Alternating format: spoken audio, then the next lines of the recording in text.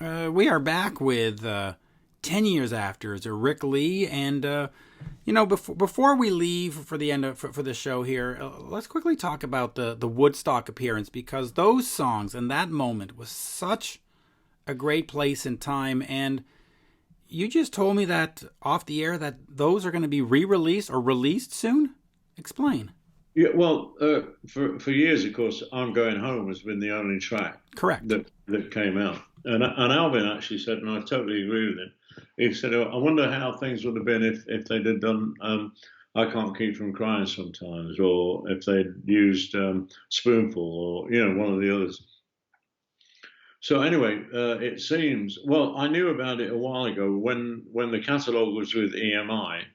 They found the Woodstock tracks, 6 or 7, I think there are.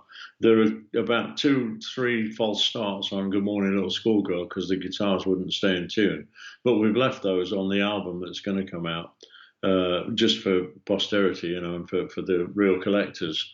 The blah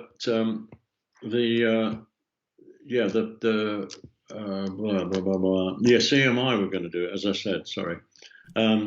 But then the catalogue had to be divested to Warner Brothers because of the Beatles on EMI, and they went to Universal, and then the other companies decided that they all got too much of it.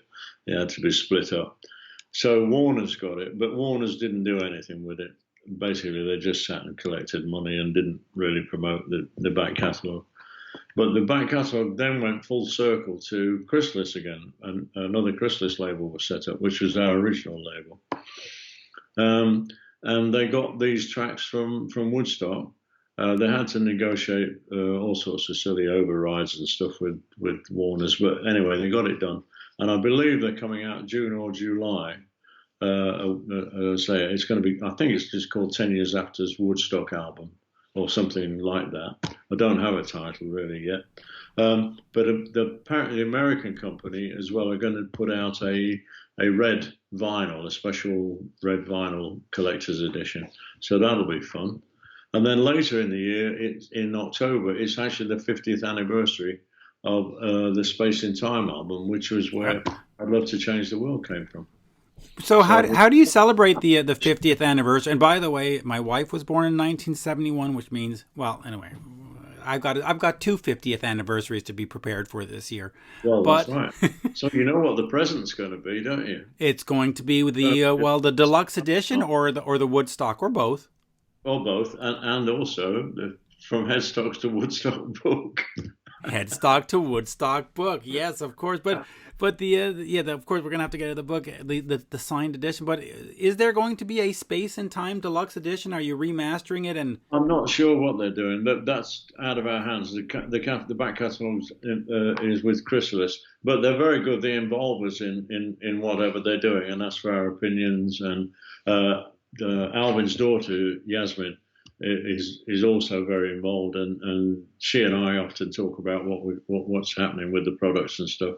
And Alvin's, I'd say widow, Evie, sorry, she's quite heavily involved as well. So between us, we all put in our 10 pence, and we usually get quite a nice product out of it. They've done some amazing stuff with the old catalogue reissues and stuff, and done a lot of it on vinyl, which wasn't on vinyl before.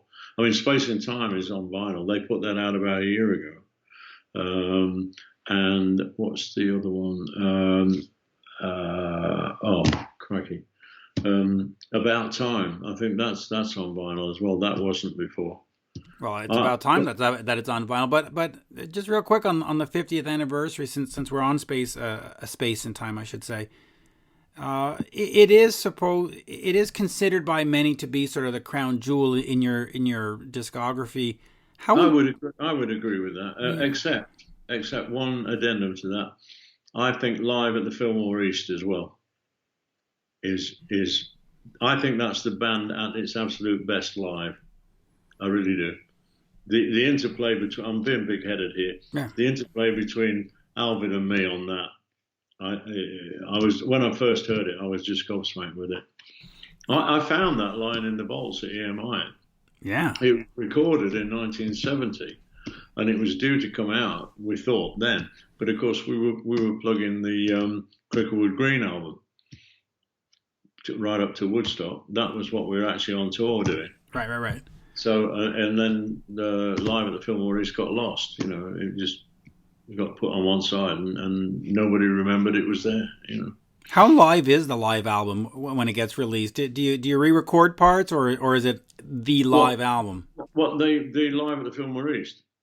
No, it's exactly as it is. The only thing we did was I was at EMI with a guy called Pete Mew, who had worked on a lot of the Beatles stuff, and he mixed it for us, and he said honestly, Rick, he said, I've got nothing really to do here. He said, I just got to push up the faders because not Eddie Harding, Hendrix's engineer. Oh God, Hold English.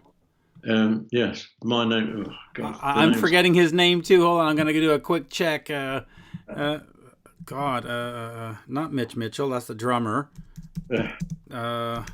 No, Eddie. He did all the. Eddie Kramer. Eddie Kramer. I was just going to say Eddie H. Kramer. Yes. Edwin H. Kramer. And I should know that because he worked on the Kiss stuff too. So Eddie was sat underneath the stage at the Fillmore with dust coming down on him every time we moved, recording it. And he only used 8 microphones. I think he used 2 on the drums, 1 on the Hammond, on the Leslie cabinet, 1 on the vocals, 1 on the bass, and 1 on the guitar amp. If that makes 8. But anyway, 8 mics was all he used. And it sat in a vault for 30 years. Unbelievable. And when Pete Mew was mixing it, he said, Rick, there's nothing to do. He said, there are 8 mics on this. He said, Eddie did an amazing job. He said, all I can do. He said, maybe I can tweak a little bit because we might have a little bit of cross talk and whatever. He said, but there's really very little to do. And so he did what he was doing, and he played it back. He said, what do you think? I said, it sounds fantastic. Isn't it amazing, though? Because now we fly stuff in and we fly stuff out and we punch in and then blah, blah, blah. And then you go back and you recut the drums because the cymbal on that song wasn't. It's so complicated now. And you listen to those early live albums, the MC5, early. It's just here, enjoy. And it captures a spirit and it captures a moment. New live albums don't do that anymore. New live albums capture a studio experience anyway. Well, the classic on that, of course, was Mad Dogs and Englishmen, the Joe Cocker album. The only thing they kept live was the drums, and then they overdubbed everything again.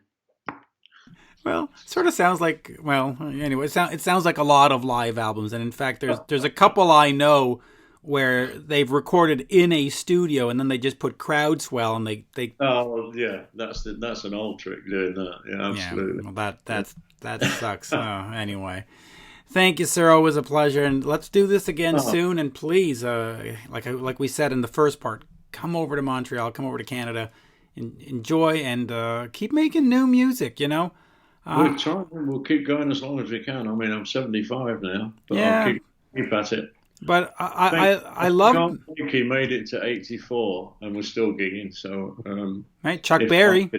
If Art could do it, well, crikey, yes, of course. Yeah, So hey, but anyway, there we go. And like I said, I love my bands and I love the brands that they are, but I also love new music. And the last one, Sting in the Tail, is definitely worth checking out. And thank you, Mitch. And the book. I appreciate it. Thank you very much for your time. Absolutely. I'll definitely see you in Montreal. Yes, sir. Merci. Might even buy you a drink. Thank you. I appreciate that. And I'll show you around town. Cheers. Take care. Cheers. All the best.